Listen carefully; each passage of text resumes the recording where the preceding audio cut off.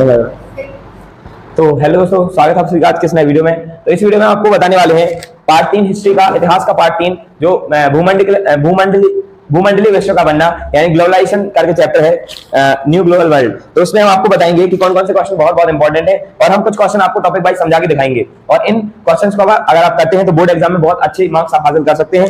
और इस चैप्टर से 3 मार्क्स का आना है, जिसमें से 2 मार्क्स का एक क्वेश्चन आ सकता है और 1 मार्क्स है, जिसमें हम आपको पहला जो क्वेश्चन बताएंगे वो बताएंगे कॉर्न लॉ, यानी कि कॉर्न मकई कानून क्या था, corn law.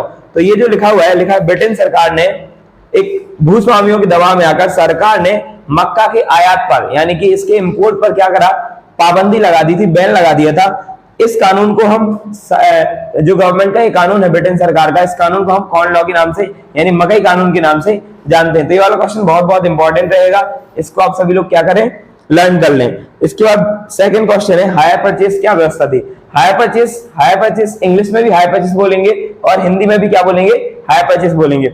Hire purchase in the sense, इसका मतलब ये निकलता है कि बहुत सारा इकट्ठा सामान एक साथ खरीद लेना बिना किसी पैसे के। जैसे हम बहुत सारी चीजें ले लेते हैं, जैसे किसी ने मान लो आईफोन ले लिया, देन वो किस्तें चुकाएगा, फिर उसकी ऐसे करके किसी ने कुछ बड़ा ले लिया, उसका फिर किस्तें करके भरता रहेगा।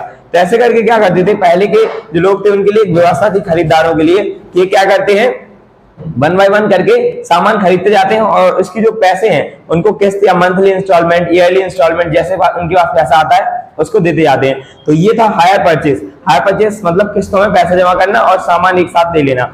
इस व्यवस्था को ब्रिटेन सरकार ने ही लागू करवाया था। तो ये भी एक बहुत बढ़िया चीज थी, क्योंकि लोगों को उनकी उपलब्धि मतलब उनको सामान पहले ही मिल जा रहा था, लेकिन वो पैसे 1 बाय 1 करके दे रहे थे। इसके बाद अगला है वीटो पावर, वीटो निषेध अधिकार। इसको नकारात्मक अधिकार के नाम से यानी निषेध अधिकार के नाम से भी जाना जाता है। इस अधिकार के सहारे अगर जैसे कोई एक ग्रुप बनाया, ग्रुप में कोई नया डिसीजन ले लिया और ग्रुप में 20 मेंबर हैं, अब डिसीजन में अगर 20 में से एक भी मेंबर को कुछ समझ में नहीं आता है या कुछ दिक्कत लगती है, अगर वो कह देता है, खारिज कर देता है इसको, तो सभी मेंबर को वो खारिज करना पड़ेगा। मतलब एक व्यक्ति के पास इतनी ज्यादा पावर रहेगी कि उस वीटो पावर को वो तोड़ सके, वीटो पावर के अगेंस्ट मतलब वीटो पावर के उसमें फॉर्म में, और वो कह दे कि ये सब असहमत हूं मैं इससे और ऐसा नहीं होना चाहिए। तो उसके थ्रू क्या होगा कि ये चीजें तोड़नी पड़ेंगी। जैसे कोई नियम बनाया तो एक लोग अगर कह देगा, एक विरोध करेगा, तो सबको उसका विरोध जताना पड़ेगा और उसका साथ देना पड़ेगा। इसके बाद देखिए आयात शुल्क। आयात शुल्क यानी कि इंग्लिश में बोलेंगे तो tariff. What is meant by tariff या आयात शुल्क से क्या आशय है।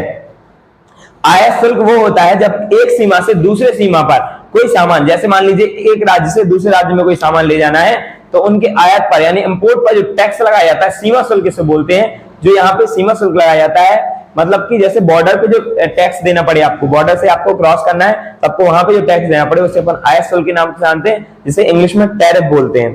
ठीक है, तो ये जो है अलग अलग जगहों पर, जैसे मान लीजिए हवाई जहाज अड्डा या जैसे बंदरगाह हो गया या कोई स्टेट का बॉर्डर हो गया या कोई देश का बॉर्डर, कंट्री का बॉर्डर हो गया या दूसरे यूरोपियन कंट्रीज से एशियन कंट्रीज में ना उसका बॉर्डर हो गया, कहीं पे भी कोई भी आयात करता है, इंपोर्ट करता है सामान को, तो इंपोर्ट वाले व्यक्ति को लगेगा ये, जो एक्सपोर्ट करेगा